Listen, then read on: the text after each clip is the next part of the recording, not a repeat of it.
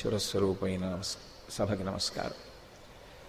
కళ్యాణీ బతగాదేయం లౌకికీ ప్రతిభాతిమా ఏతి జీవంతి మానందో నరం వర్ష శతాదపి. సుందరకాండలో శుభవార్త విన్న తర్వాత సీతమ్మ తల్లి నోటి వెంట వచ్చినటువంటి మాట, అది ఆర్షవాక్కు. అందులో ఆ తల్లి జాతికి అంతటికీ కూడా సందేశాత్మకమైనటువంటి విషయాన్ని తెలియచేస్తోంది. ఏ వ్యక్తి అయితే 100 సంవత్సరములు అంటే ఈశ్వరుడు ఇచ్చినటువంటి ఆయుర్దాయాన్ని పరిపూర్ణంగా అనుభవిస్తాడు. శతమానం భవతి అని కదూ, 100 సంవత్సరముల ఆయుర్దాయాన్ని పరిపూర్ణంగా మధ్యలో తనంత తానుగా త్రుంచివేయకుండా అనుభవిస్తాడో అటువంటి వ్యక్తి ఒకవేళ 99 సంవత్సరముల 364 రోజుల 23 గంటల 59 సెకండ్లు 59 నిమిషాలు పోని అశుభవార్తలే వింటూ దుఃఖంతో బ్రతికినా ఆయుర్దాయం పూర్తయిపోయేటటువంటి ఆఖరి నిమిషంలోనైనా శుభవార్త విని తీరుతాడు. ఆ మాట ఆవిడ ఎందుకంటోంది అంటే దాని వెనకాతల వైదికమైనటువంటి సిద్ధాంతం ఒకటి ఉన్నది. ఒక్కొక్క లోకానికి ఈశ్వరుడు ఒక్కొక్క లక్షణాన్ని పెడతాడు. వేదంలో ఆయా లోకములు, ఆ లోకములకు వెళ్ళేటటువంటి జీవుల యొక్క శరీరాల గురించి మాట్లాడతారు. దీన్ని మర్త్యలోకము అంటారు. ఈ మర్త్యలోకానికి ఒక లక్షణం ఉంటుంది. ఏ శరీరంతో జీవుడు వచ్చాడో ఆ శరీరాన్ని జీవుడు ఇక్కడ విడిచిపెట్టి జీవుడు వెళ్ళిపోవాలి తప్ప శరీరాన్ని పట్టుకుని వెడతాను అంటే కుదరదు. ఇతర లోకాలు కొన్ని ఉంటాయి, ఆ లోకాల్లో సశరీరులై వెళ్ళడానికి అవకాశం ఉంటుంది. కానీ ఈ లోకంలో పుట్టినటువంటి వాడికి మాత్రం చిట్ట చివర ప్రాణోత్క్రమణం అయిపోయేటటువంటి సమయంలో శరీరంతో కలిసి వెడతానంటే కుదరదు. జీవుడు శరీరము నుండి నిర్గమించి శరీరం ఇక్కడ పడిపోతుంది, పంచభూతాల్లో కలిసిపోతుంది, తాను మాత్రం వెళ్ళిపోతాడు జీవుడు. ఈ వెళ్ళిపోయేటటువంటి ప్రక్రియ ఒక ప్రధాన లక్షణమైతే, రెండవ ప్రధాన లక్షణం మర్త్యలోకానికి ఎవరిని పంపించాలి అంటే ఈశ్వరుడు పాపపుణ్యములు రెండింటినీ కూడా సుఖదుఖముల రూపములో అనుభవించడానికి యోగ్యమైన జీవుడెవరో వాణ్ణి మాత్రమే ఇక్కడికి పంపిస్తారు. కేవలం పుణ్యఫలితమే అనుభవించాలనుకోండి, వాళ్ళు ఈ లోకానికి రారు, వాళ్ళు దేవలోకానికి పెడతారు. ఎందుకంటే దేవతలు అందుకే త్రిదశులు అని పేరు, వాళ్ళకి వికారం ఉండదు. ఎప్పుడూ 30 సంవత్సరముల లోపు వయస్సు కలిగినటువంటి శరీరంతో ఉంటారు. అందుకని వాళ్ళు దేవలోకవాసులై ఉంటారు. కేవలం ఎప్పుడూ తమోగుణ రజోగుణంతో ఉండాలి అనుకుంటే వాడికి పాపకర్మతో కూడుకున్నటువంటి జీవనం, ఎప్పుడూ ఇతరులను బాధించాలనేటటువంటి ఆలోచనే ఉండాలనుకున్నవాడు అధోలోకాలకు పెడతాడు. కాదు, పాపము పుణ్యము రెండూ ఉండి రెండింటి ఫలితాన్ని సుఖము దుఃఖము అన్న రూపాల్లో అనుభవించాలి అంటే మర్త్యలోకానికి పంపిస్తారు, ఈ లోకానికి పంపిస్తారు. అందుకే ఈ లోకంలో పూర్తి దుఃఖము ఉండదు, ఎవ్వరికి పూర్తి సుఖము ఉండదు. అన్నీ ఉన్నా కూడా ఎక్కడో ఏదో దుఃఖం వస్తుంది. ఎందుకని అంటే ఎక్కడో గత జన్మలలో చేసుకున్నటువంటి కర్మ దుఃఖ రూపంలో వస్తుంది. సుఖము గత జన్మలలో చేసుకున్నటువంటి పుణ్యం సుఖరూపంలో వస్తుంది. సుఖము దుఃఖము రెండూ అనుభవించవలసి వస్తేనే ఈ శరీరంతో ఉంటాము అనేటటువంటి విషయం ప్రధానంగా అర్థమైందనుకోండి, అసలు దుఃఖం వచ్చిందని బెంగపెట్టుకోవలసిన అవసరం ఉండదు. దాని స్వభావమే అది. మనుష్య శరీరంతో వచ్చిన తర్వాత దుఃఖం కూడా అనుభవించి తీరవలసిందే. దుఃఖం అనుభవంగా పొందకుండా ఉండగలిగిన వాడు ఒక్కడే ఉంటాడు, జ్ఞాని. జ్ఞాని సాక్షి మాత్రంగా చూస్తాడు. అందుకని ఆయన దానికి అతీతుడవుతాడు. కాబట్టి కళ్యాణీ బతగాదేయం లౌకికీ ప్రతిభాతిమా ఏతి జీవంతిమానందో నరం వర్ష శతాదపి. 100 సంవత్సరముల పాటు ఎన్ని కష్టాలు వచ్చినా తట్టుకుని నిలబడగలిగితే, ఆ ఓర్పు చూపించగలిగితే శుభవార్త వినకపోవడం అనేటటువంటిది మాత్రం ఉండదు. శుభవార్త విని తీరుతాడు అని సీతమ్మ స్వామి హనుమ వచ్చి రామచంద్రమూర్తి యొక్క క్షేమవార్త చెప్పి తనని చాలా తొందరలోనే మళ్ళీ రాముడితో కలిసి పట్టాభిషేకం పొందేటటువంటి అవకాశం పొందుతుంది అని ఆమె ఆశ్వాసం పొందేటట్టుగా పలికినటువంటి పలుకులు విన్న తరువాత ప్రతిస్పందించినటువంటి తీరు ఇది. ఎప్పుడైనా కష్టాల్లో ఉన్న వాళ్ళకి గొప్ప ఉపశాంతి కల్పిస్తుంది. ఎందుకని అంటే అది ధర్మ సంబంధమైనటువంటిది. ఏదో ఊహ మీద పర్వాలేదులేండి మీకు బాగుంటుంది తప్పకుండా అన్నమాట కాదు. దానికి భగవంతుడు నిర్దేశించినటువంటి విధానము ప్రాతిపదిక అయి ఉన్నది. అందుకే సీతమ్మ తల్లి చెప్పినటువంటి ఈ శ్లోకానికి సుందరకాండలో ఎనలేని ప్రాధాన్యత ఇస్తారు. సీతామాత యొక్క దర్శనం పూర్తయిపోయింది. అమ్మవారి దగ్గర సెలవు తీసుకుని, అమ్మ నేను మళ్ళీ ఉత్తర తీరాన్ని చేరుకోవాలి, అక్కడ ఉన్నటువంటి వానరుల్ని కలవాలి, వాళ్ళందరూ ప్రాణాలు అరిచేతిలో పెట్టుకుని శుభవార్త కోసం ఎదురు చూస్తూ ఉంటారు, వాళ్ళని కలిసి నేను మళ్ళీ రామచంద్రమూర్తి దగ్గరకు వెళ్ళి నీ క్షేమవార్త నివేదించి వానరులతో కలిసి సముద్రాన్ని దాటి ఈవలి ఒడ్డుకు వచ్చి లంకలో రావణాసురుడితో యుద్ధం చేసి రాక్షసుల్ని నిహతులను చేసిన తరువాత నువ్వు రామచంద్రమూర్తితో కలిసి పట్టాభిషేకం పొందడానికి యోగ్యమైన స్థితిని కల్పించవలసి ఉంటుంది. కాబట్టి తల్లి నేను నీ దగ్గర సెలవు తీసుకుని బయలుదేరుతానన్నారు. అమ్మవారు అనుజ్ఞనిచ్చింది. ఆయన చేతిలో అమ్మవారిచ్చినటువంటి ఆభరణాన్ని పట్టుకున్నారు. ఆయన సముద్రాన్ని దాటి వచ్చేటప్పుడు రామచంద్రమూర్తి ఇచ్చినటువంటి ఉంగరాన్ని తన యొక్క కొప్పులో దోపుకుని తీసుకొచ్చారు. ఎందుకంటే శిరస్సు అత్యంత పూజనీయమైనటువంటి స్థానం. సర్వస్య గాత్రస్య శిరప్రధానం అని. ఏమండి అలా తల మీదే పెట్టుకోవాలా అంటే నేను మీకు ఒక్క మాట చెప్తాను చూడండి. ఏ వస్తువుని ఎక్కడ ఉంచుతారు అనేటటువంటిది వస్తువుకి కలిగేటటువంటి నష్టం కానీ వస్తువుకి కలిగేటటువంటి పూజ్యత కానీ కాదు. ఆ వస్తువుని ఎవరు ఎక్కడ పెడతారు అన్నదాన్ని బట్టి ఆ వ్యక్తి యొక్క సౌశీల్యము ఆవిష్కృతమవుతుంది. ఓ ఇంట్లోకి వెళ్ళామనుకోండి, ఇంట్లో అమ్మగారు నాన్నగారి యొక్క చిత్రపటం కనపడి అమ్మగారు నాన్నగారికి ఒక పూలదండ వేసి ఉందనుకోండి, మీరు ఆ ఇంటి యజమాని యొక్క సంస్కారాన్ని చెప్పేయచ్చు. మీరు ఒక పుస్తకాల గూడు చూస్తే అందులో ఉండేటటువంటి పుస్తకాలని బట్టి ఆ యజమాని లక్షణం చెప్పచ్చు. ఏ వస్తువు ఎక్కడ పెడతారు అన్నదాన్ని బట్టి యజమాని సంస్కారం అర్థమవుతుంది. ఒక ఎంగిలి చేసిన మంచినీళ్ల గ్లాసుని భగవద్గీతని ఒకచోటే ఉంచితే భగవద్గీత యొక్క గౌరవం ఏం పోదు.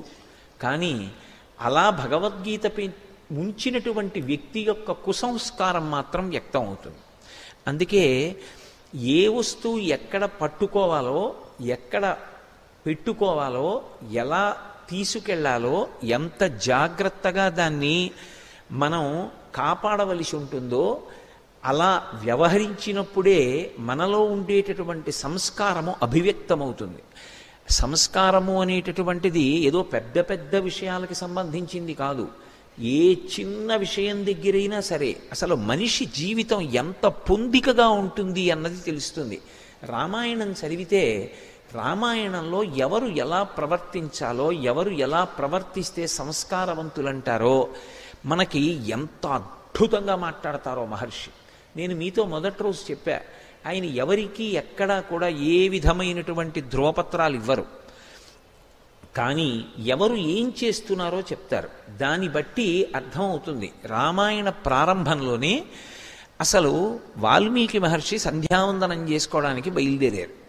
సంధ్యావందనానికి బయలుదేరారంటే తమసా నదీ స్నానం చేస్తారు. ఆయన నదీ స్నానానికి వెళ్ళారంటే నదీ స్నానానికి గురువుగారు బయలుదేరతారు, మాధ్యాహ్నిక సంధ్య చేస్తారు. కాబట్టి ఆయన ఎన్ని గంటలకు బయలుదేరతారు? ఏదో 12 గంటలకి సంధ్యావందనం చేయాలంటే 11:15కో బయలుదేరుతారు. వాల్మీకి మహర్షి స్నానానికి బయలుదేరినప్పుడు తన వస్తువులను తాను సర్దుకోలేదు. మహర్షి ఆశ్రమంలోంచి బయటికి వచ్చి తమసా నది వైపుకు వెళ్ళిపోతున్నారు. వెనక శిష్యుడు అనుగమించాడు. అనుగమించిన శిష్యుడు గురువుగారు స్నానం చేస్తే ఏమేం కావాలో, గురువుగారికి సంధ్యావందనానికి ఏం కావాలో జ్ఞాపకం పెట్టుకుని అవన్నీ శిష్యుడు పట్టుకున్నాడు. ఇవి మహర్షి ఎక్కడ మరిచిపోరు. రామాయణం చదివితే ఒక అద్భుతం మీకు గోచరిస్తుంది. అసలు రామాయణంలో ఉన్న గొప్ప విషయం ఏమిటంటే కేవలం కథని వర్ణించరు. ప్రతి చిన్న విషయాన్ని కూడా మహర్షి చెప్తారు. అసలు ఏది విడిచిపెట్టరు. గడియ తీశాడు, కుడికాలు పెట్టాడు, లోపలికెళ్ళాడు, నమస్కారం చేశాడు, తల ఉంచాడు, కొద్దిగా మాట్లాడాడు. ఎంత స్పష్టంగా చెప్తారు. హనుమ సీతమ్మ దగ్గర నుంచి బయలుదేరారు అని వదిలేయచ్చు.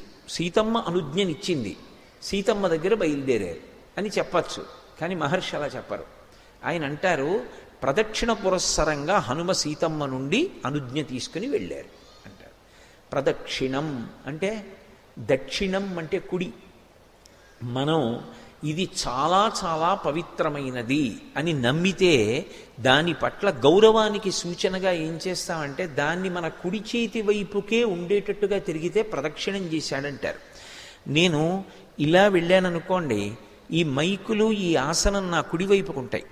నేను మళ్ళీ ఇలా తిరిగి వచ్చాననుకోండి, ఇవి నా ఎడం వైపుకు వస్తాయి. ఎడమ వైపుకి ఏదైనా వచ్చిందనుకోండి, అది అంత పూజనీయం కాదు అని గుర్తు. కుడి చేతి వైపు ఉందనుకోండి, అది చాలా పూజనీయమైనది, దాని అనుగ్రహం చేత నేను వృద్ధిలోకి రావాలని కోరుకున్నట్లు గుర్తు. అందుకే పరమ పూజనీయులైన వారు కనపడ్డారనుకోండి, ప్రదక్షిణం చేస్తారు. తల్లి తండ్రి ఉదయం ఒకసారి ప్రదక్షిణం చేస్తారు. గురువుగారు కనపడ్డారు, ఓ ప్రదక్షిణం చేసి నమస్కారం చేస్తారు. ఏదో స్వామి హనుమ అక్కడ కూర్చున్నారు, స్వామి హనుమ అక్కడ కూర్చుంటే నేను వచ్చి ఇక్కడ కూర్చుంటే ఇంకేమి సుందరకాండ, ఇంకా నేను సుందరకాండ ప్రవచనం ఎందుకు? వేదిక మీదకి వస్తే ఆయనకి ప్రదక్షిణ పురస్సరంగా నేను ఈ ఆసనంలోకి రావాలి. దీంట్లో నేను కూర్చున్నాను అంటే నా కథ చెప్పడానికి కాదు, ప్రార్థనా శ్లోకం చెప్తే సుందరకాండ చెప్పడానికి కూర్చుంటాను. సుందరకాండలో ఉన్నటువంటి భావాన్ని చెప్పగలిగినటువంటి అదృష్టం నాకు ఈ కుర్చీలో కూర్చుని పట్టాలి. ఇది నా జీవిత అభ్యున్నతి, నా జీవుడికి కలిగేటటువంటి ఫలితం. ఈ కుర్చీకి ఒక గౌరవం ఉంది, ఇది విశ్రాంతి కోసం వేసిన కుర్చీ కాదు. అందుకని దీనికి ప్రదక్షిణ పురస్సరంగా వచ్చి కూర్చోవాలి. మీరు దేని పట్ల గౌరవాన్ని చూపిస్తున్నారో, ఏది మీ మనసులో అత్యంత పూజనీయమైనదో దానికి ప్రదక్షిణంగా వెళ్ళాలి తప్ప అప్రదక్షిణంగా వెళ్ళకూడదు. వెడితే ఏమవుతుందండి? మా మనసులో ఉంటే సరిపోదా? అదో మెట్ట వేదాంతం. నా కొడుకు మీద నాకు ప్రీతి ఉందనుకోండి, నాకు కాకినాడలో ఎవరో బుట్టడు కొత్తపల్లి కొబ్బరి మామిడి పళ్ళు తీసుకొస్తే పంపించకుండా ఉండగలనా? ఏమి కొడుకు మీద ప్రేమ ఉంటే చాలదా? దాన్ని చూపించాలా? మరి మామిడి పళ్ళు ఎందుకు పంపించావు? కొడుకు మీద ప్రేమ ఉంటే చాలగా. కొడుకు దగ్గరికి వచ్చేటప్పటికి మామిడి పళ్ళు పంపిస్తే తప్ప తీరదా? ఈశ్వరుడి దగ్గరికి వచ్చేటప్పటికి పూజ అక్కర్లేదు, మనసులో ఉంటే సరిపోతుందా? ఏమి మెట్ట వేదాంతం, ఏమి అక్కర్లేని వాదన. నీకు నిజంగా మనసులో ఆ భావన ఉన్నది, ప్రదక్షిణ పురస్సరంగా వెళ్ళాలి. మీరు వాల్మీకి రామాయణం చదువుతుంటే అసలు మనిషి నడవడం ఎలాగో, కూర్చోవడం ఎలాగో, ఎలా మాట్లాడాలో, ఎలా ప్రారంభించాలో, ఎలా పూర్తి చెయ్యాలో, ఎవరి దగ్గర ఎలా ప్రవర్తించాలో, ఎలా ప్రదక్షిణం చెయ్యాలో, ఎవరు అప్రధానులైతే వాళ్ళని విసుక్కోకుండా తక్కువతో పంపించవలసి ఉంటుందో ఎంత అద్భుతంగా మాట్లాడతారో మహర్షి. అందున ప్రత్యేకించి బాలకాండలో విశ్వామిత్రుడు మాట్లాడుతున్నటువంటి మాటలు చదువుతుంటే శిల్పాన్ని చిక్కుతాడు అసలు. ఏదో ఇవాళ పర్సనాలిటీ డెవలప్మెంట్ అని ఎక్కడెక్కడ విషయాలో చెప్తారు. విశ్వామిత్రుడి కన్నా పర్సనాలిటీ డెవలప్మెంట్ని చూపించినటువంటి వాడు ఇప్పటి వరకు నాకు ఏ పుస్తకంలోనూ కనపడలేదు. అసలు రాముణ్ణి చెక్కిన వారెవరు అంటే విశ్వామిత్రుడు. ఎంత అద్భుతంగా చెప్పాడు. అసలు వైవాహిక జీవితం గురించి రాముడికి అవగాహన కల్పిస్తాడు. గౌతమ మహర్షి ఆశ్రమానికి తీసుకెళ్లి విశ్వామిత్రుడు మాట్లాడుతుంటే రాముడు స్థాణు అయిపోయి నరుడిగా వచ్చాడు కదూ, నోరు తెరుచుకుని అలా ఉండిపోతాడు. ఓ, ఒక భార్య ఇలా నిర్ణయించగలదనమాట వ్యక్తి గౌరవాన్ని. తను ఎంత గొప్పవాడైనా కావచ్చు, భార్య అలా కలిసి వచ్చేది కాకపోతే ఎంత గౌరవాన్ని పురుషుడు సంపాదించుకున్నా ఆ పురుషుడి గౌరవం నిలబడదు. సీతమ్మ నిన్న హనుమతో పాటు ఆయన వీపు మీద కూర్చుని వెళ్ళిపోయి ఉండుంటే ఇవాళ సీతారాముల గురించి ఇంత గొప్పగా చెప్పుకుని ఉండేవాళ్ళమా? అది ఎంత పవిత్ర స్థానమో, ఎంత శాంతి స్థానమో. మహర్షి ఎంత అద్భుతంగా మాట్లాడతారు. అందుకే శ్రీరామాయణం ఆదికావ్యమైంది. శ్రీరామాయణంలో మీరు జాగ్రత్తగా ఏదో శ్లోకాన్ని చదివానంటే చదివానని కాకుండా పద్ధతిగా పరమ పవిత్రంగా గ్రంథాన్ని చదవగలిగితే శ్రీరామాయణం మనిషి జీవితం మీద విశేషమైనటువంటి ప్రభావాన్ని చూపిస్తుంది. అందుకే అమ్మవారి దగ్గర సెలవు తీసుకున్నప్పుడు ప్రదక్షిణ పురస్సరంగా వెడతారు. ఒక్క మాట సీతమ్మతో మాట్లాడాలనుకోండి, ఎంతో ఆలోచించి, మాట యందు లేఖితనం రావట్లేదు, చాలా పడికట్టు పదాలు, ఎక్కడ ఆమెతో మాట్లాడేటప్పుడు కించిత్ గౌరవానికి భంగం కలగకుండా చూసుకుంటారు. అంత జాగ్రత్తగా మాట్లాడతారు. అసలు మాట్లాడడం అంటే ఎలా ఉండాలో, ఎవరి దగ్గర మాట్లాడాలో, ఎవరి దగ్గర మాట్లాడకూడదో. అమ్మ బాబోయ్, రామాయణం చదువుతుంటే ఇలా ఉంటుందా శీలవైభవం అంటే అనిపిస్తుంది. సీతమ్మని అనసూయమ్మ అడుగుతుంది, రాముడి గొప్పతనం ఏం కనపడింది నీకని అడిగింది. అడిగితే ఆవిడ రాముడిలో ఉన్న చాలా గొప్పతనం ఎవరైనా ఏం చెప్తారంటే ధర్మం చెప్తారు, ఎవరైనా ఏం చెప్తారంటే సత్యం చెప్తారు, ఎవరైనా ఆయన పరాక్రమం చెప్తారు. సీతమ్మ ఏం చెప్పిందో తెలుసా? నా భర్త అనృతం నహిరామస్య కదాచిదపి సమ్మతం విశేషేనాశ్రమస్తస్య సమీపే స్త్రీజనస్య చ. ఇది నా భర్త గొప్పతనం. ఏమి శీల వైభవం! ఒక భర్త బలహీనత ఏమిటో, భర్త బలం ఏమిటో భార్యకి తెలుస్తుంది. ఆవిడంది, నా భర్త కొన్ని ప్రదేశాలకు వెళ్ళినప్పుడు అసలు మాట్లాడడం చేతకాక కాదు, అక్కడ మాట్లాడకపోవడం గౌరవం అని నా భర్తకి తెలుసు.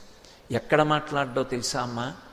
నా భర్త విశేషేన ఆశ్రమస్తస్య, ఒక ఆశ్రమ ప్రాంగణంలోకి వెడితే అక్కడ గురువులు ఉంటారు. గురువుగారు మాట్లాడాలి, నేను వినాలి. అంతేకాని గురువుగారి దగ్గరికి వెళ్ళి కూడా నేను మాట్లాడితే ఏమనరు, నవ్వుతూ వింటారంతే. అమాయకుడురా వీడు, ఇంకా పెరగవలసిన వాడు అనుకుంటారు. కాబట్టి గురువుగారి దగ్గర మాట్లాడకూడదు, గురువుగారి దగ్గర వినాలి. ఎంతసేపు గురువుగారు మాట్లాడుతుంటే ఇలా చూడకూడదు. గురువుగారు మాట్లాడుతుంటే వినడం అంటే అది అదృష్టం, అంతే. జీవితంలో అంతకన్నా భాగ్యం లేదు అని వినగలగాలి. కాబట్టి విశేషేన ఆశ్రమస్తస్య, పురుషులకు సహజ బలహీనత ఉంటుంది అని సీతమ్మ అనలేదు. అనకుండా ఒక మాట అంది, చాలామంది స్త్రీలు ఎక్కడైనా ఉంటే అటువంటి చోట ఎక్కువ మాట్లాడుతూ ఉంటాడు పురుషుడు. ఎందుకంటే ఏదో తన గొప్పతనాన్ని ఆవిష్కరించుకోవడానికి ఆ మాట తీరులో చిన్న తేడా వచ్చేస్తుంది. కానీ అమ్మా, నా భర్త స్త్రీలు ఉంటే మాట్లాడ్డాడు. ఎందుకో తెలుసా? పొరపాటున నోట్లో తనని తాను పొగుడుకోవడం వస్తుందేమో, తనని తాను పొగుడుకుంటే తాను మరణించినట్టు. అందుకని తాను మాట్లాడ్డమ్మా. ఈ రెండు చోట్ల అంత నిగ్రహం ప్రదర్శిస్తాడు. అటువంటి భర్త దొరకడం నా అదృష్టం.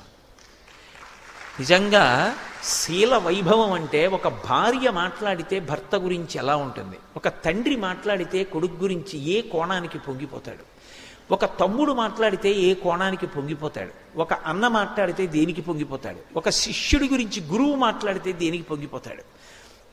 రాముడు అనుబంధములు అని సాలెపురుగు గూడు మధ్యలో సాలెపురుగు ఉండి చుట్టూ దారాలు అల్లినట్టు కేవలం రామచంద్రమూర్తి సంబంధములు అని రామాయణాన్ని పరిశీలనం చేశారనుకోండి, అసలు ఒక మనిషి ఇలా బ్రతకాలా అనిపిస్తుంది. ఇలా బ్రతకడంలో మనం ఏం బ్రతుకుతున్నాం అసలు అని మనకి మనం పరిశీలనం చేసుకోవలసి వస్తుంది. అంత అద్భుతమైనటువంటి నడవడి. రామాయణం ప్రవర్తనకి సంబంధించినటువంటి శాస్త్రం, వేదోపబృంహణం. అందుకే ఎక్కడైనా సరే ఎవరు ఎలా ప్రవర్తించారు అనేటటువంటి దాన్ని కించిత్ కూడా దాచకుండా మాట్లాడతారు. మాట్లాడడంలో గమ్మత్తు ఏమిటంటే, ఇతను మంచి పని చేశాడు అని చెప్పరు, ఇతను చెడ్డ పని చేశాడు అని మహర్షి చెప్పరు. ఏమిటో ఇవాళ ఈ కోణంలోకి వెళ్ళిపోతే వచ్చిన బలహీనత ఏమిటంటే అది ఆగదు. మళ్ళీ కథలోకి రావడానికి కొంత సమయం తీసేసుకుంటుంది. ఏ కోణం పట్టుకున్నానో ఆ కోణంలో వెళ్ళిపోతూ ఉంటుంది. ఒక్కటి చెప్పి వదిలేస్తాను ఆ కోణం. రాముడు అరణ్యకాండలో మంచి పుష్యమాసం నడుస్తోంది, విపరీతమైన చలి. ఆయన స్నానానికి వెళ్ళాడు. ఆయన స్నానం చేస్తున్నాడు నదీ తీరంలో అని చెప్పి వదిలియచ్చు మహర్షి ఒక మాట చెప్పారు. ఏమనంటే, ఒక ఏనుగు ముందు రోజు రాత్రి నూనె పదార్థం ఎక్కువ ఉన్నటువంటి పదార్థాన్ని తినేసింది. ఏదో కొన్ని దుంపల్లో నూనె ఎక్కువ ఉంటుంది కదండి, అటువంటి దుంపలేవో తింది. దానికి రాత్రి దాహం వేసి అది సాయంకాలాలు పెడతాయి నీళ్లు తాగడానికి. అది తెల్లవారుజామున వచ్చింది, దాహం ఆపుకోలేక వచ్చి అది నీళ్లు తాగాలి. ఎదురుగుండా నది ఉంది, అది తొండం పెడుతోంది, నీళ్లు లాగట్లేదు, తొండం తీసేస్తోంది. ఎందుకని అంటే నీళ్లు జిర్రున తొండంలోకి తీసుకోవడానికి చలి ఎలా ఉంది, అంత చల్లగా ఉన్నాయి నీళ్లు. అది తొండంలోకి లాగి నోట్లో పోసుకోవడానికి అమ్మో ఇంత చల్లటి నీళ్ళా అని పోసుకోవట్లేదు. దాహం వేస్తోంది కానీ తాగాలి, కానీ తాగట్లేదు. అది తొండం పెట్టి వదిలేస్తోంది. రాముడు స్నానం చేశాడు. ఏం చెప్పారు మహర్షి అంటే, ఆ కాలమునందు ఏం చెయ్యాలని శాస్త్రం చెప్పిందో రాముడు అది చేసేస్తాడు. అలానే ఎక్కడైనా చెప్పారా మహర్షి? అలా ఆయన ఏం కితాబులు ఇవ్వరు. కానీ ఎవరి నడవడి ఏమిటో, శాస్త్రానికి ఎవడు ఎంత కట్టుబడిపోతాడో. తస్మాత్ శాస్త్రం ప్రమాణంతే కార్యాకార్య వ్యవస్థితం. ధర్మము అంటే పట్టుకున్నది ధర్మం, తెలిసినది ధర్మం కాదు. అందుకే ఎందుకు సుందరకాండ అయింది అంటే, సీతమ్మ 1000 టన్నుల ప్రశ్న ఒకటేసింది రావణాసురుని. ఇహ సంతో నవాసంతి సతోవా నానువర్తసే తథాహి విపరీతాతే బుద్ధిరాచారవర్జిత అని అడిగింది. అసలు ఇక్కడ మంచి చెప్పేవాళ్ళు లేరా? ఒకవేళ మంచి చెప్పేవాళ్ళు ఉన్నా నువ్వు వినవా? ఎక్కడుంది నీతో సమస్య అని అడిగింది. అయ్య బాబోయ్, ఎంత పెద్ద ప్రశ్న అండి! తెలియకపోవడం ఎప్పుడూ తప్పు కాదు. ఏ మనుష్యుడు కూడా సంపూర్ణమైనటువంటి జ్ఞాని కాలేడు. ఎవరో ఎక్కడో కారణజన్ములై కోట్ల మందిలో ఒకడవుతాడు. కానీ ఒక మంచి మాట విన్నప్పుడు ఇది మంచి మాట అని అంగీకరించలేకపోతే, అది మంచిది అని మనసు చెప్తున్నా కూడా దాన్ని అనుష్ఠానంలోకి తెచ్చుకోవడానికి ఆభిజాత్యం అడ్డొస్తే వాడిని ఉద్ధరించగలిగిన వాడు మాత్రం ఎవరూ ఉండడు. అందుకే లంక గురించో మాట అంటారు, ఇమాంతు విషమాం దుర్గాం లంకాం రావణపాలితాం ప్రాప్యాసి స మహాబాహు కింకరిష్యతి రాఘవ. ఇంత మూర్ఖుడు పరిపాలిస్తున్న చోటికి రాముడే వస్తే మాత్రం ఏం చేస్తాడు? ఇక్కడ మూర్ఖత్వానికి పోయిన వాడిని ఉద్ధరించడానికి పరమేశ్వరుడే వచ్చి చెప్పినా వాడు మాట వింటాడు. వాడి మూర్ఖత్వం వాడిని పాడి చేసేస్తుంది. కళత్రాణి చ సౌమ్యాని మిత్రవర్గం స్తథైవచ యదీచ్ఛసి చిరం భోక్తం మాకృధారామ విప్రియం అని చెప్పాడు మారీచుడు. ఒరే, చేసినవి ఎన్నో తప్పులు చేశావు, హాయిగా ఆనందం అనుభవిస్తున్నావు, ఇంతమంది కాంతలతో ఉన్నావు, కాంచనలంకలో ఉన్నావు, కావలసిన భక్ష్యభోజ్యములను స్వీకరిస్తున్నావు, ఒక్క సీతమ్మ జోలికి వెళ్ళకరా, బతికేస్తావు. ఒక్క సీతమ్మ జోలికి ఎడితే పుత్రమిత్ర కళత్రాదులతో నశించిపోతావు, వదిలేయి అన్నాడు. విన్నాడా? అది మూర్ఖత్వం అంటే. మంచి మాట వినను మొదటి తప్పు. మంచి మాట వినబడినా ఒకవేళ మనసులో అది మంచి మాట అని నాకు ఎరుకలోకి వచ్చినా నేను అనుష్ఠాన పర్యంతంలోకి తెచ్చుకోను. వాడు శరీరం మనుష్య శరీరంతో ఉన్నా వాడిని ఉద్ధరించగలిగిన వాడు ఉండడు. స్వామి వెనక్కి రండి, సీతమ్మ తల్లి దగ్గర అనుజ్ఞ తీసుకొని ఆ తల్లికి ప్రదక్షిణం ఆచరించి ఆ తల్లి దగ్గర సెలవు తీసుకున్నారు. పృష్ఠభాగం చూపించారు. పెద్దల దగ్గర నుంచి వెళ్ళేటప్పుడు పృష్ఠభాగం చూపించకుండా జాగ్రత్త పడతారు వెనక్కి నడుస్తూ.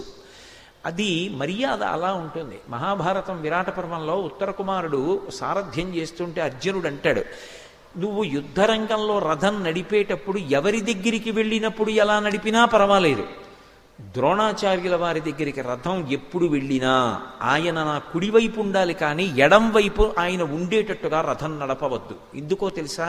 ఆయన నా గురువు, వారు నా కుడి పక్కన ఉండాలి, పూజనీయులు. ఎట్టి పరిస్థితుల్లో వారు ఎడం పక్కకి రాకూడదు. ఇదొక్కటి జ్ఞాపకం పెట్టుకో. ఎట్టి పరిస్థితుల్లో ద్రోణాచార్యుల వారి ముందు నా రథం ఉంచకు. వారు బాణం వేస్తే వేస్తా, నా అంత నేను వారి మీద బాణం వేయను. ఒక గురువు అంత కట్టుబడిపోయాడు. తనని తాను పొగుడుకుంటే చచ్చిపోయినట్టు లెక్క అని ఒకప్పుడు నేను చచ్చిపోతానని ప్రతిజ్ఞ చేశాడు అర్జునుడు పొరపాటున. అనేశాడు, చటుక్కుని ధర్మరాజు గారి దగ్గర అనేశాడు. అలా అనేశాడు కాబట్టి ఇప్పుడు చనిపోయి తీరాలి. శ్రీకృష్ణ పరమాత్మ ఆపదకి అడ్డొచ్చి ఒక మాట అన్నారు, నువ్వు చచ్చిపోయినట్టుగా ఎప్పుడవుతుంది అంటే నిన్ను నువ్వు ఒక్కసారి పొగిడేసుకో సభలో, సరిపోతుందన్నారు. ఒకసారి పొగిడేసుకున్నాడు. రామాయణ భారత భాగవతాలు ఎందుకు వచ్చాయంటే మనిషిగా బ్రతకడం నేర్పడం కోసం వచ్చాయి. ఎంత ఎదిగినా నేనెంతటి వాడినండి అనడానికి ఎంతో సంస్కారం ఉండాలి. నేనెంతటి వాడినో తెలుసా అనడానికి అహంకారం ఒక్కటి ఉంటే చాలు. నిజంగా ఏవి రామాయణం, అదో అమృత ధార, ఆదికావ్యం. మహర్షి అంత అద్భుతంగా అందించారు. ఆయన అంటారు, అల్పశేషమిదం కార్యం దృష్టేయమసి తేక్షణ త్రీనుపాయానతిక్రమ్య చతుర్థమిహ విద్యతే అంటారు. అల్పశేషమిదం కార్యం. అమ్మవారి ఆభరణం చేతిలోకి వచ్చింది కదూ, ఆయన స్థితి మారిపోయింది. ఇప్పుడు ఎక్కడ భయం లేదు. ఇప్పటి వరకు రామదాసుడిగా వచ్చి సీతాన్వేషణం చేస్తే సూర్యే చాస్తం గతేరాత్రౌ దేహం సంక్షిప్య మారుతి వృషదంశకమాత్ర సన్ బభూవాద్భుత దర్శన. పిల్లంత వారై అన్వేషణ చేశారు.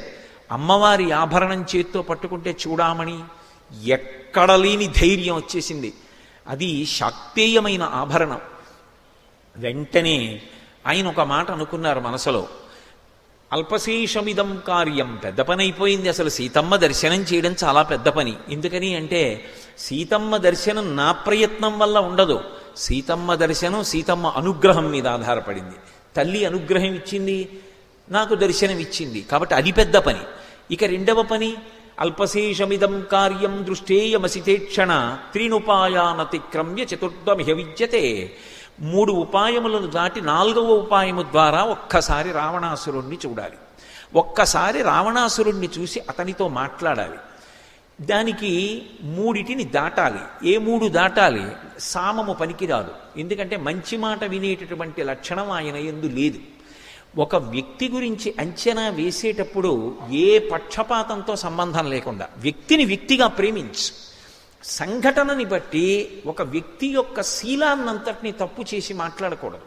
మీరు రామాయణం చదివితే రాముడికి ఉన్న గొప్ప గుణాల్లో ఒకటి ఏమిటంటే అందరినీ అడుగుతాడు ఏదైనా పని చేసే ముందు. అందరూ చెప్పింది వింటాడు, తన నిర్ణయం చెప్తాడు. చెప్పి ఇది నా బుద్ధికి తోచింది అనడు. శాస్త్రం ఇలా చెప్పింది, పెద్దలు ఇలా చెప్పారు కాబట్టి ఇలా చేస్తానంటాడు. ఒకడు తప్పు చేశాడు అనుకోండి, దిద్దుకునే అవకాశం ఇస్తాడు. మనిషి మంచిని ప్రేమిస్తాడు. ఏది బలహీనతగా తనకి అర్థమైందో ఆ బలహీనత వలన ఇక కార్యం చెడుతుందనుకున్న కార్యాన్ని ఆ బలహీనత ఉన్నవాడికి అప్పగించడం దిద్దుకునే వరకు. అసలు రాముడి లాంటి నాయకుడు మీకు కనపడడు. రాముణ్ణి ఉపాసన చేస్తే అద్భుతమైనటువంటి నాయకుడు తయారవుతాడు దేశంలో.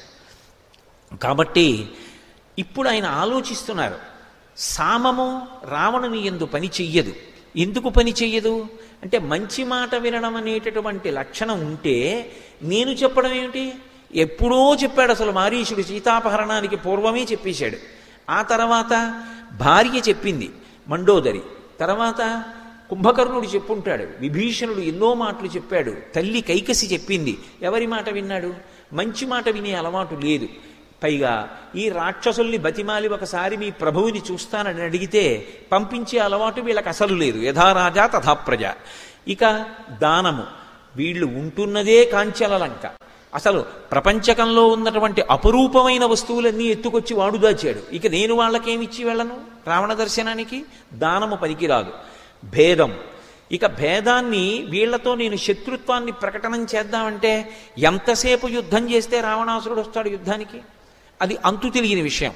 కాబట్టి 4వది ఏమిటి? దండోపాయం.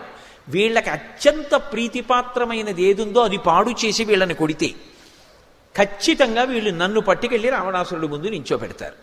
అప్పుడు నా ప్రయత్నం పూర్తయిపోతుంది, రావణ దర్శనం చేసేస్తాను. ఎందుకు రావణ దర్శనం అంటే ఏదో రావణాసురుణ్ణి చూడడం కోసం కాదు, 4 మంచి మాటలు చెప్పాలి. ఎందుకు అసలు రావణాసురుడికి మంచి మాటలు చెప్పవలసిన అవసరం ఏమిటి స్వామి హనుమకి అంటే దానిలో అనేకమైనటువంటి కారణాలు ఉన్నాయి. ఒకటి, ఆయన రుద్రాంశ సంభూతుడు, వాయుపుత్రుడు.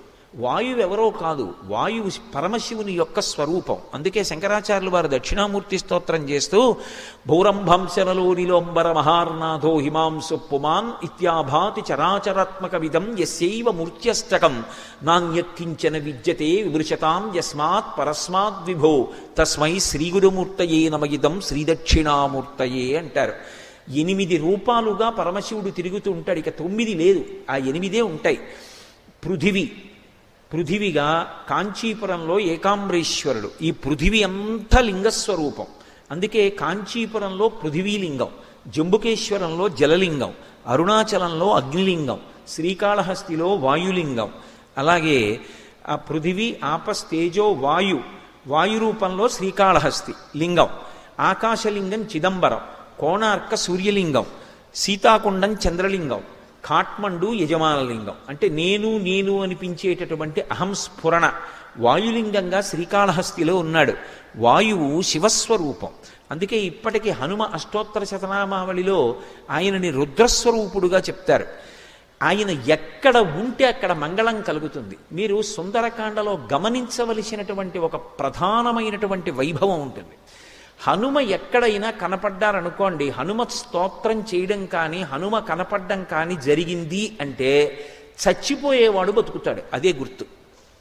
అందుకే సుందరకాండకు అంత శక్తి. కావాలంటే మీరు నేను చెప్పిన కళ్ళజోడు పెట్టుకుని చూడండి రామాయణాన్ని.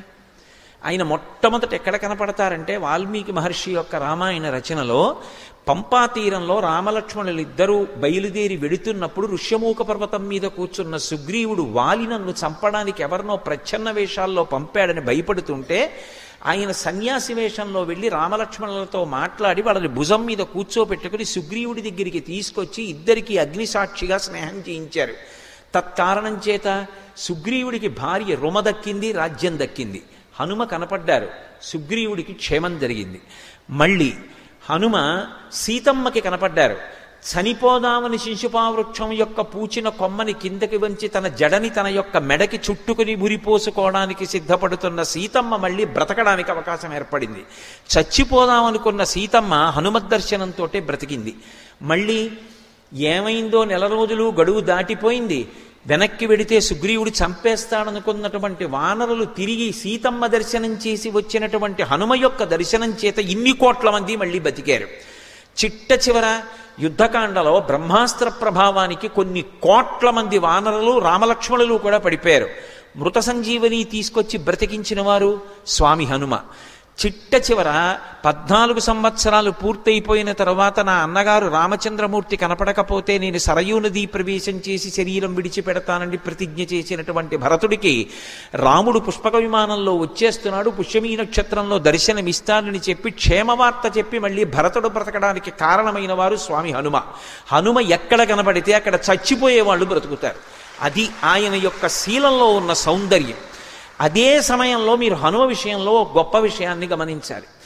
ఆయన అంత శక్తివంతుడయ్యుండి, అంత వేగంగా వెళ్ళగలిగిన శరీరం ఉండి, అంత బుద్ధి, అంత పాండిత్యం ఉండి, నా కొరకోని ఆయన చేసుకున్నది ఒక్క పని ఉండదు. ఆయన ఏది చేసినా లోకం కొరకు చేస్తారు తప్ప నా కొరకు నేను చేసుకుంటున్నానని ఆయన చేసుకున్నది పెళ్లి కూడా లేదు. సువర్చలా సహిత హనుమ అంటాం. సువర్చలని ఆయన ఎందుకు వివాహం చేసుకున్నారో తెలుసా? సువర్చల ప్రతిజ్ఞ చేసింది, కామంతో నన్ను తాకకుండా యజ్ఞయాగాది క్రతువులు చెయ్యడానికి గృహస్థాశ్రమంలో పక్కన భార్య ఉండాలి కనుక, ఎడం భుజం మీద ఉత్తరీయం వేసుకోవాలి అంటే భార్య ఉండాలి కాబట్టి ధర్మపత్నిగా మాత్రమే స్వీకరించి మనసునందు ఎప్పుడూ కామము పటమరించినటువంటి పురుషుడు ఎవరైనా ఉంటే ఆయనని వివాహం చేసుకుని భార్యనై ధర్మపత్నిగా నిలబడతానంది. అటువంటి వారు హనుమ ఒక్కరే. ఆయన మనసులో కామమునకు చోటు ఉండదు, రాముడికే చోటు. అందుకే హనుమ సువర్చల కోర్కె తీర్చడానికి సువర్చల కళ్యాణం అని సువర్చలని వివాహం చేసుకున్నారు. అటువంటి త్యాగమూర్తి నా కోసమని చేసుకున్నది ఉండదు. అందుకే విద్యాధరులు, మహర్షులు, గంధర్వులు, యక్షులు, కిన్నెరులు, కింపురుషులు అందరూ ఆకాశంలో నిలబడి ఆయనకి కితాబిచ్చారు. రామార్థం వానరార్థం చ చికీర్షం కర్మదుష్కరం సముద్రస్య పరంపారం దుష్ప్రాపం ప్రాప్తుమిచ్చతి. ఆయన కొరక ఈ 100 యోజనముల సముద్రాన్ని దాటి వెళ్ళడం ఎవరైనా సత్కారం చేస్తారనా, ఎవరైనా సన్మానం చేస్తారనా, ఓ బిరుదిస్తారనా, లేకపోతే తాంబూలం ఇస్తారనా? దేనికోసం కాదు. నాకు ఈ శక్తి ఉంది, నేను ఒకరికి ఉపయోగపడాలి, అంతే ఆయన జీవితం. అందుకే హనుమ ఉపాసన చేసిన వాడెవరో వాడు 10 మందికి ఉపకారం చెయ్యాలనేటటువంటి లక్షణం మనసులో ప్రచోదనమయ్యేటటువంటి వాడిగా బ్రతికి కీర్తి సంపాదించుకుంటాడు. కీర్తి శరీరుడై ఎప్పటికీ నిలబడిపోతాడు. కాకుండా ఆయన తన ప్రజ్ఞని తన కొరకు అని ఎన్నడూ ఉపయోగించుకోరు. అంతటి బుద్ధిమతాం వరిష్టం, ఎంతటి ఆలోచనా శక్తి అంటే మహానుభావుడిది. ఎక్కడైనా రామాయణంలో ఆయన లెక్క కట్టారనుకోండి, అది ఖచ్చితంగా అలాగే ఉంటుందంతే. అసలు రామాయణము వ్యక్తులు స్వభావము అని ఓ ప్రవచనం చేశాం. ఇన్ని ప్రవచనాలు రామాయణాన్ని ఆధారం చేసుకొని అసలు అలా ఆలోచన చేస్తే మీకు సమాజంలో ఉన్న వాళ్ళందరూ కనపడతారు. అంగదుడికి ఎంత ఉద్రేకం, ఉత్సాహం వచ్చినా పట్టుకోలేం, నిరుత్సాహం వచ్చినా పట్టుకోలేం. ఏదైనా కొంచెం కష్టం వచ్చిందనుకోండి చచ్చిపోదాం అంటాడు.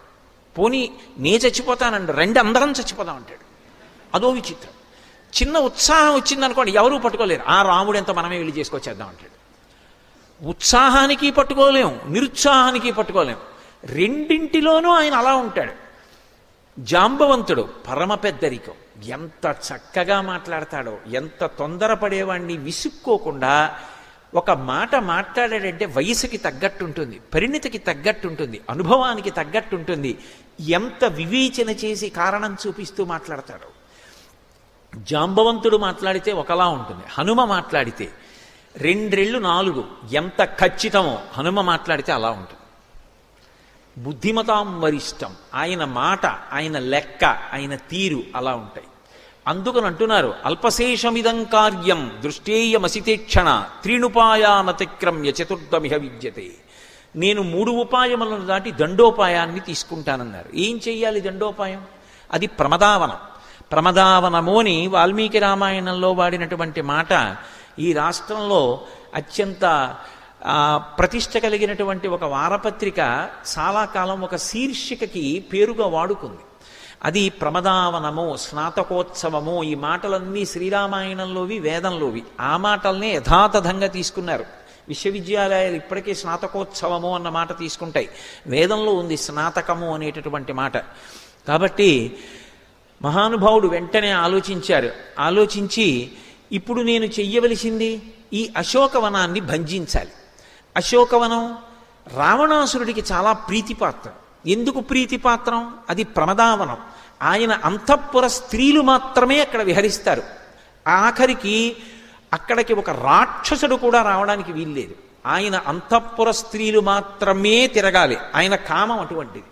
అందుకని వాళ్ళ సంతోషం కోసం దాన్ని ప్రాణంలా కాపాడుకుని పెంచుతూ ఉంటాడు.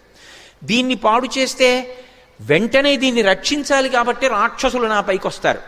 వచ్చినప్పుడు నాకు ధర్మం ఉంటుంది. వాళ్ళు నన్నొచ్చి కొడుతున్నప్పుడు నా శరీరాన్ని నేను రక్షించుకోవాలి కాబట్టి తిరిగి కొట్టాలా వద్దా?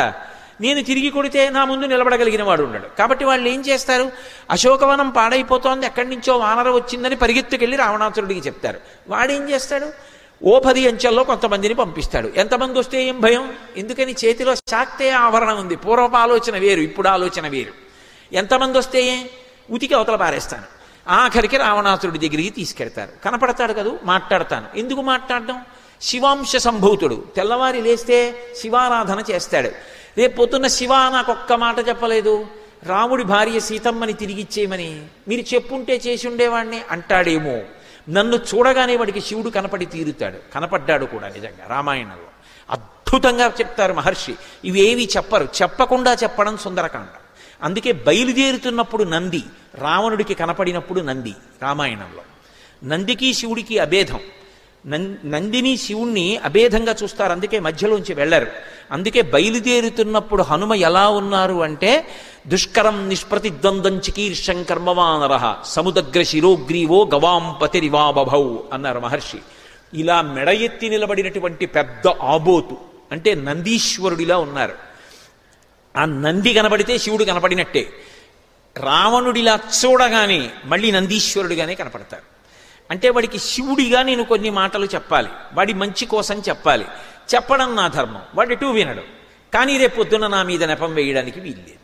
2, నేను వాడితో ఒకసారి మాట్లాడితే కదూ అసలు వాడి తేజస్సు ఏమిటో, వాడి కొలువు కూటంలో ఎవరుంటారో, ఎవరు ఎలా మాట్లాడుతుంటారో, ఎవరిని ప్రధాన స్థానాల్లో పెట్టుకున్నాడో, ఆ ప్రధాన స్థానాల్లో ఉన్నటువంటి వారి గుణగణాల్ని బట్టి వాడు ఏ మార్గంలో పోతున్నాడో నాకు అర్థం అవుతుంది. కాబట్టి ఇవన్నీ ఒకసారి చూడాలి. ఏదో సీతమ్మ జాడ కనిపెట్టాను వచ్చేసానంటే ప్రభు కార్యం పూర్తి చేసిన వాడిని ఎలా అవుతాను? రేపు పొద్దున్న సుగ్రీవుడు రావణాసురుడి చుట్టూ ఉండే ప్రధాన అనుచరులు ఎవరు అని అడిగితే ఏం చెప్పాలి? సీతమ్మ కనపడింది వచ్చేసానంటే ఏం బాగుంటుంది? కాబట్టి నేను పరిపూర్ణంగా విషయాన్ని తెలుసుకోవాలి. ఏమి బుద్ధిమతాం వరిష్టం, ఏమి ధైర్యం మహానుభావుడిది. అంతటి కాంచనలంకలో కొన్ని కోట్ల మంది రాక్షస వీరుల మధ్య ఉన్నదొక్కరే. కానీ ఆయనకి నేను ఒక్కడనన్న భావన ఉండదు. ఎందుకుండదో తెలుసా? దైవాన్ని నమ్ముకున్న వాడికి, ఈశ్వరోపాసన చేసిన వాడికి నేను కాదు, నాతో ఎప్పుడూ సర్వేశ్వరుడు ఉన్నాడు, నాతో ఎప్పుడూ భగవానుడు ఉంటాడు. ఆయన నాతో కలిసి తిరుగుతూ ఉంటాడు, పొదివి పట్టుకుంటాడు. ఆయన నాతో ఉండగా నాకెందుకు బెంగ అన్న ధైర్యం ఇస్తుంది. అందుకే పరస్పర విరుద్ధమైన 2 విషయములను ఏకకాలమనందు ఇవ్వగలిగినది భక్తి ఒక్కటే. లోకంలో భయాన్నిచ్చే వస్తువు ధైర్యాన్ని ఇవ్వదు, ధైర్యాన్నిచ్చే వస్తువు భయాన్ని ఇవ్వదు. భయం ఉండకూడదు కూడా. భయం ఉంటే అది మృత్యువుకి మారుపేరు. భయం కలిగింది అంటే చనిపోయాడు అనే లెక్క. ఎందుకంటే భయానికి మృత్యువుకి ముఖద్వారం భయం. కానీ భక్తిలో ఒక విచిత్రం ఉంది. భక్తి భయాన్ని ఇస్తుంది. ఆ భయం ఆరోగ్యవంతమైన భయం. అమ్మో నేను ఇది చూస్తే, నేను ఇది చేస్తే ఎవరూ చూడలేదేమో, ఈశ్వరుడు అక్కడ ఉన్నాడు, ఏమో ఊపిరి ఎప్పుడు ఆగిపోతుందో ఎవరికి తెలుసు. జీవుడు పైకెళ్ళిన తర్వాత ఆయన ముందు చేతులు కట్టుకు నిలబడినప్పుడు ఏరా నువ్వేం చేశావు నాకు తెలీదా అని ఆయన అడిగి, ఎందుకురా నీకు మనుష్య జన్మ అని శిక్ష వేస్తే నేనేమైపోతాను? భగవంతుడు ఉన్నాడని నమ్మిన వాడికి ఆరోగ్యవంతమైన భయం ఉంటుంది, భగవంతుడు ఉన్నాడని నమ్మిన వాడికి ధైర్యం ఉంటుంది. నేను ధార్మికంగా ఈ సంతకం పెడుతున్నాను, నేను చేసిన దానివల్ల నాకు ఉపద్రవం రాదు, సర్వేశ్వరుడు ఉన్నాడు నన్ను కాపాడతాడు. నేను ఈ మాట చెప్తున్నప్పుడు నేను శాస్త్రాన్ని నమ్ముకుని చెప్తున్నాను, నన్ను ఎవడు ఏ విధంగా ఇబ్బంది పెడదామని చూసినా ఈశ్వరుడు ఉన్నాడు, ఆయన నన్ను కాపాడుకుంటాడు. ఈ ధైర్యం ఎక్కడిది అంటే భగవంతుడి వలన. ఆ ఆరోగ్యవంతమైన భయం ఎక్కడిది అంటే భగవంతుడి వలన. హనుమకి సుందరకాండలో ఇంతమంది రాక్షసుల మధ్యలో కాంచనలంకలో ఈ ధైర్యం ఎక్కడిది అంటే నాకు రాముడు ఉన్నాడన్న ధైర్యం. అందుకే బయలుదేరే ముందు చెప్పారు, యథారాఘవ నిర్ముక్త శరశ్వసన విక్రమ గచ్చేతత్వగమిష్యామి లంకాం రావణపాలితాం అని. నేను రామచంద్రమూర్తి యొక్క బంగారు కోదండము నుండి వినిర్ముక్తమైనటువంటి బాణము ఎలా వెడుతుందో అలా వెడుతున్నానన్నారు. బాణము తనంత తాను వెళ్ళదు, రామచంద్రమూర్తి బాణాన్ని పట్టుకుని వింటినారికి సంధించి ఆకర్ణాంతము లాగి విడిచిపెట్టినప్పుడు రాముడిలోని శక్తి బాణంలోకి వెళ్ళి బాణం వెడుతుంది తప్ప బాణానికి స్వతంత్రమైన శక్తి లేదు. నేను రాముడు విడిచిన బాణంలా వెడుతున్నాను అంటే రాముడి యొక్క శక్తి నాలో ఉంది, రాముడు నన్ను కాసుకుంటున్నాడు. రాముడు నన్ను కాసుకుని ఉండగా నన్ను చెనకగలిగిన వాళ్లే వీళ్ళందరూ. ఇది హనుమ యొక్క ధైర్యం. ఒక భక్తుడికి ఉండేటటువంటి ధైర్యానికి వెనక ఎవరుంటారు అన్నది తెలుస్తుంది. ఎవరి జోలికైనా వెళ్ళు, భక్తుడి జోలికి వెళ్ళకు. భగవంతుడి జోలికి వెడితే భగవంతుడికి చటుక్కున కోపం రాదు, పోన్లే తెలిసి తెలియని తనం అంటాడు. తనని నమ్ముకున్నవాడి జోలికి వెళ్ళాడనుకోండి విశేషమైనటువంటి ఆగ్రహాన్ని పొందుతాడు. ముందు చటుక్కున తొందరపడిపోయేవాడు ఎవరో తెలుసా, జాగ్రత్త పడిపోయేవాడు ఎవరో తెలుసా, భగవంతుడు జాగ్రత్త పడతాడు భక్తుడి జోలికెడితే. ప్రహ్లాదోపాఖ్యానం అంతా అదే భాగవతంలో. ఎక్కడున్నాడని అడిగాడు, వజ్జలు నేర్పని ఈ మది మజ్జాతుడవైన నీకు మరియవ్వరిచే నుజ్జానమయ్య బాలక తజ్జనులం పేరు కొనుము తగనామ్రోలం. నీకు వజ్జల ఉపాధ్యాయులు చెప్పలేదు, విష్ణు ఉన్నాడు అంటున్నావు, ఎక్కడున్నాడు రా.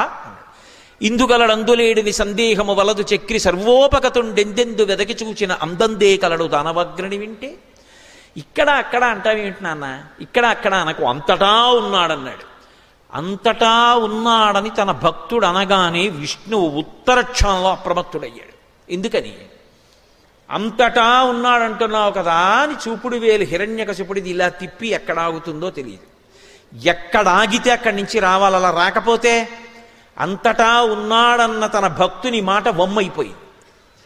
భక్తుడి మాట నిలబెట్టాలి. ఇది ముందు భగవంతుడు తొందరపడిపోయి జాగ్రత్త పడిపోతాడు. అందుకే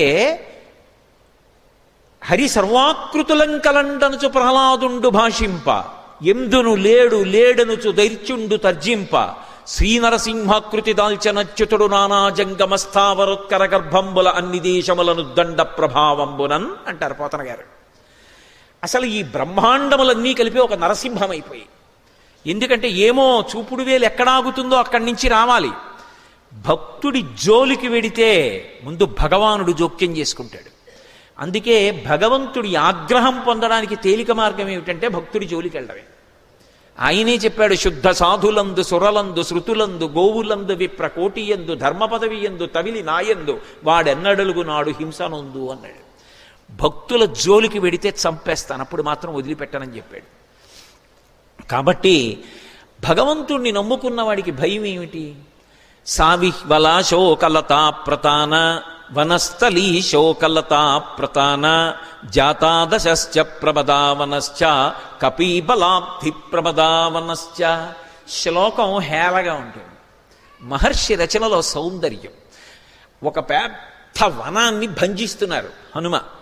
ఆ వనాన్ని భంజించినప్పుడు ఆయనకి ఏమైనా చెమట పట్టిందా? ఆయనకి ఏమైనా అలసట కలిగిందా? అంటే శ్లోకం ఆయన అలసట పొందారనుకోండి క్లిష్టంగా ఉంటుంది. ఆయన రచనలో ఉండేటటువంటి గొప్పతనం. ఓ నిద్ర వచ్చిందనుకోండి, శ్లోకం చదివితే నిద్ర వస్తున్నట్టే ఉంటుంది. అంత గొప్పగా ఉంటాయి కిష్కింధకాండలో. ఇప్పుడు మళ్ళీ నేను వాటన్నిటి జోలికి ఎడితే ఇవాళ సుందరకాండ పూర్తి చేయాలి కూడా. అందుకని ఆయన ఆ శబ్దముల చేత శ్లోక రచనలో ఆవిష్కరిస్తారు. ఆయన చాలా హేళగా ఉండేటటువంటి శ్లోకాన్ని ఇస్తున్నారు. సావిహ్వలాశోకలతా ప్రతాన. అశోకవనం పేరు అశోకవనం. అశోకవనం అంటే శోకము లేని వనం. కానీ ఇప్పుడు ఆ వనం ఏమైపోయిందంటే శోకానికి మారుపేరు అయిపోయింది. ఎందుకని? కపీబలాబ్ధి ప్రమదావనశ్చ జాతాదశాశ్చ ప్రమదావనశ్చ. ఆ హనుమ యొక్క తీవ్రమైనటువంటి తొడల వేగానికి ఆయన చెట్టు మించి చెట్టు, చెట్టు మించి చెట్టు, చెట్టు మించి చెట్టు దూకేస్తూ కొమ్మలన్నీ విరిచేసి భంజనం చేసేస్తుంటే అప్పటి వరకు ప్రశాంతంగా ఉన్నటువంటి వాతావరణం ఒక్కసారి అందరూ ఉలిక్కి పడిపోయారు. తద్వనం అధికైర్వృక్షై సర్వర్తు ఫలపుష్పితై ఉద్యానాని చ రమ్యాణి. ఎక్కడ చూసినా మంచి మంచి ఉద్యానవనాలతోటి, మంచి ఫలములతోటి, పుష్పములతోటి, సరోవరములతోటి ఉంది. కానీ ఎప్పుడైతే హనుమ దాన్ని భంజించడం ప్రారంభించారో వెంటనే ఆ చెట్ల కొమ్మలన్నీ విరిగిపోయి, అలాగే భిన్నైశ్చ సలిలాలయై, అక్కడ ఉండేటటువంటి సరోవరాల యొక్క గట్లన్నీ కూడా బదలగొట్టేశారు. లోపల ఉండేటటువంటి నీళ్లన్నీ పెద్ద ప్రవాహం కింద బయటికి వచ్చేసాయి. అక్కడతో ఊరుకోలేదు. చూర్ణితై పర్వతాగ్రైశ్చ, తన యొక్క వక్షస్థలంతో ఉరసాజ్ పాతయామాస జీమూతమివ మారుతః అంటారు. పర్వతముల యొక్క శిఖరాగ్రములను విపరీతమైన వేగంతో వెడుతూ తలెత్తి గుండెలతో గుద్దారు. గుద్దితే అవన్నీ చూర్ణములైపోయి కింద పడిపోయి.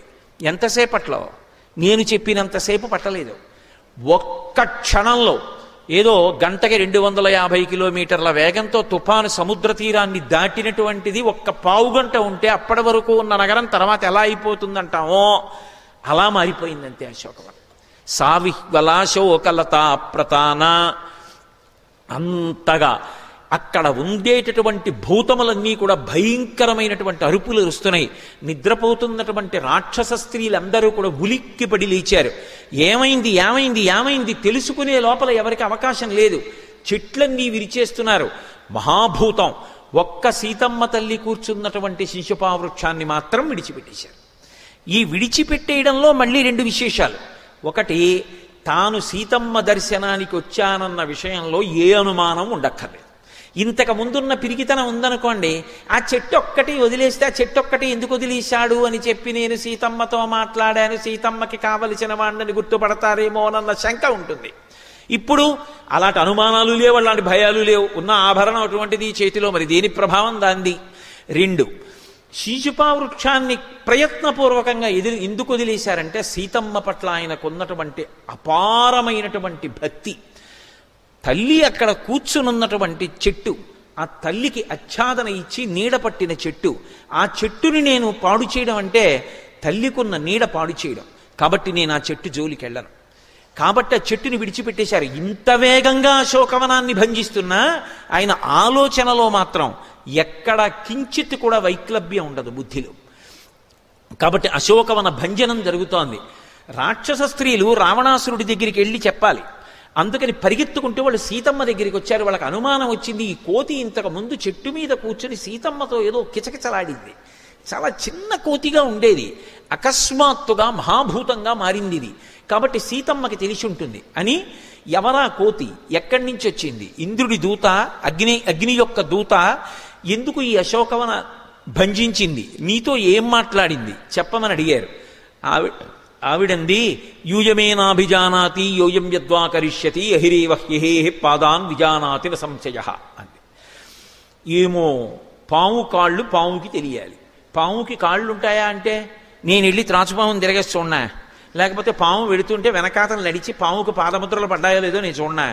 పాము చూస్తేనే భయం కదా, పాముని మనం చూస్తేనే భయం కదా, ఇంకా పాముకి కాళ్ళు ఉన్నాయో లేదో చూసేవాడు. పైగా పాము నడిచినప్పుడు పాదముద్రలు పడతాయో పడవో నేను చూడనా. నా వల్ల కాదు. రాక్షసులు అంటేనే మాయ. కాసేపు ఒకలా ఉంటారు, కాసేపు ఒకలా ఉంటారు. అవకాశం ఎప్పుడు ఒకరికే, నేటి ఇంకోరికి రాదు. ఆవిడ దెప్పి పొడిచింది. సన్యాసి రూపంలో వచ్చి ఎత్తుకురాలా మీ నాయకుడు?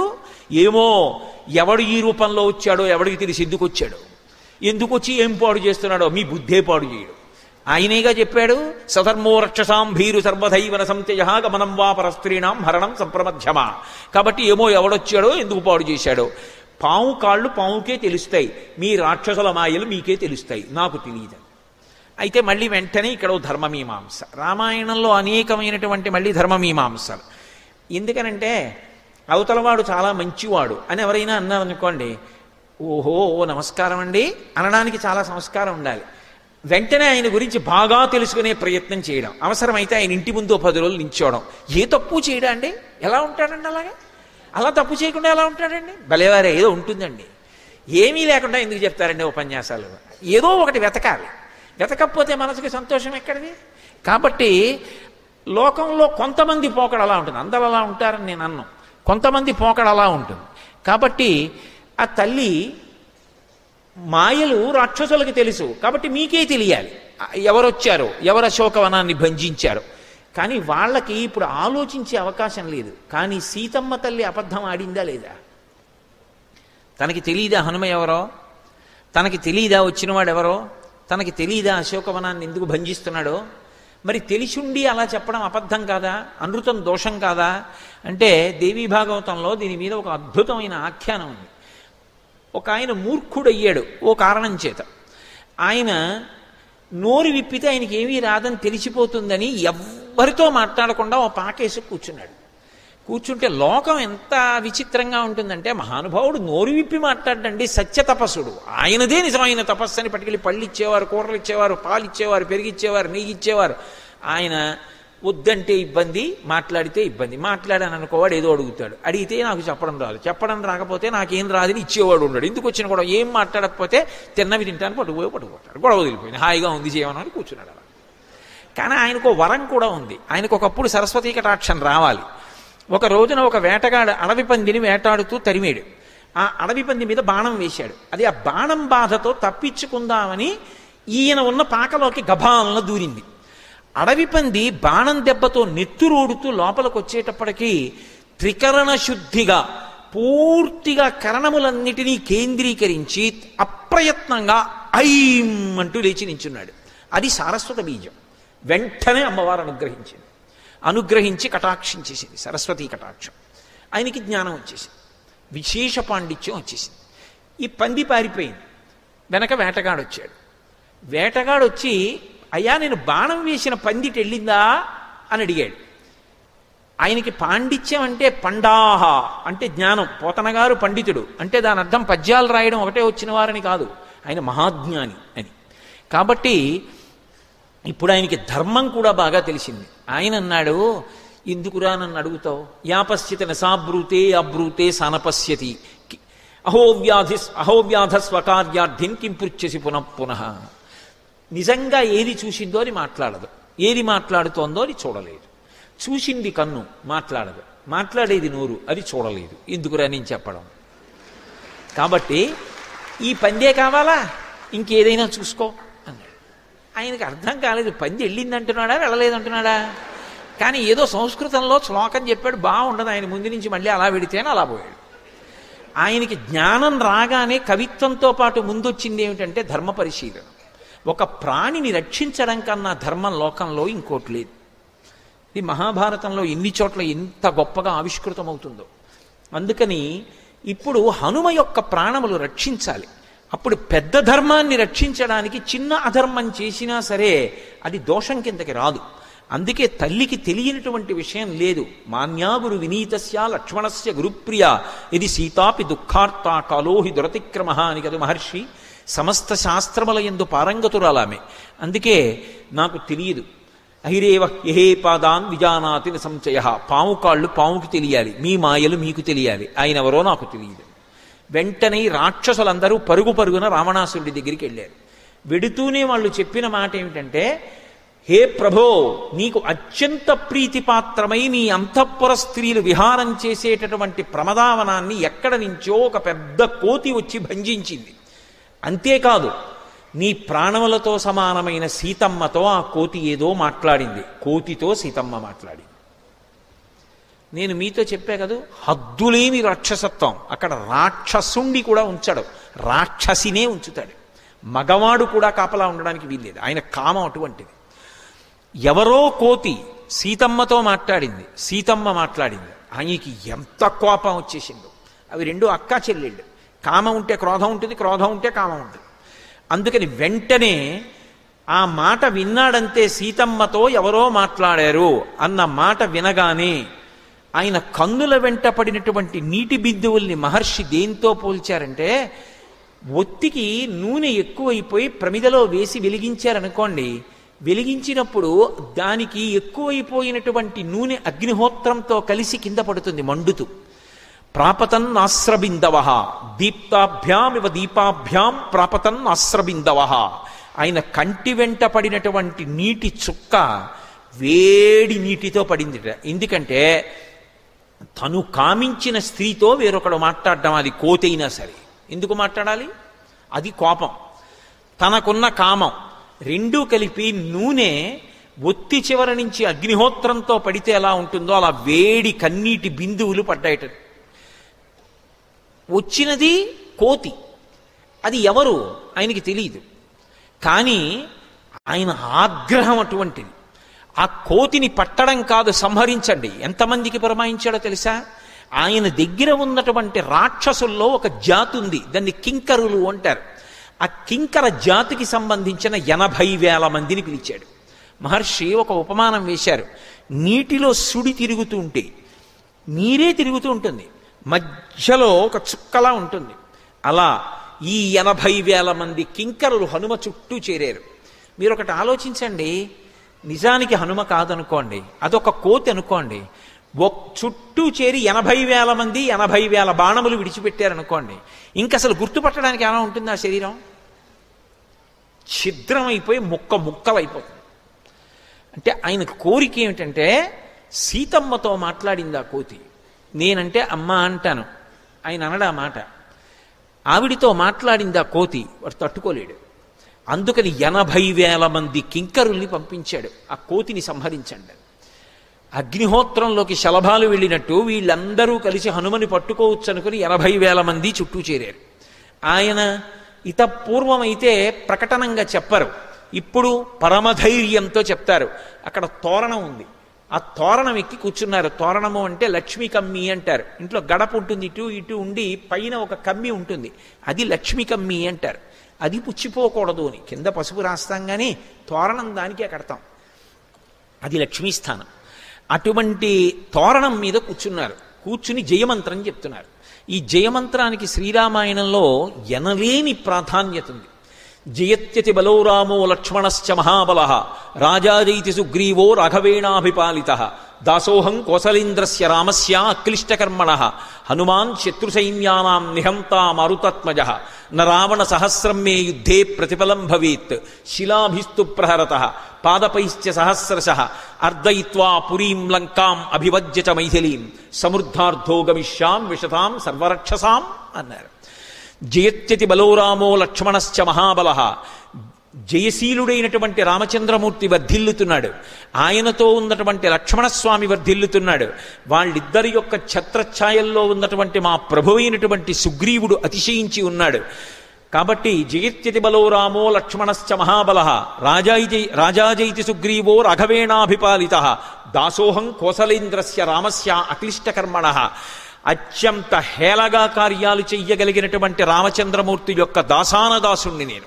దాసోహం కోసలేంద్రస్య రామస్య అక్లిష్టకర్మణః హనుమాన్ శత్రుసైన్యానాం నిహంతా మరుతత్మజః.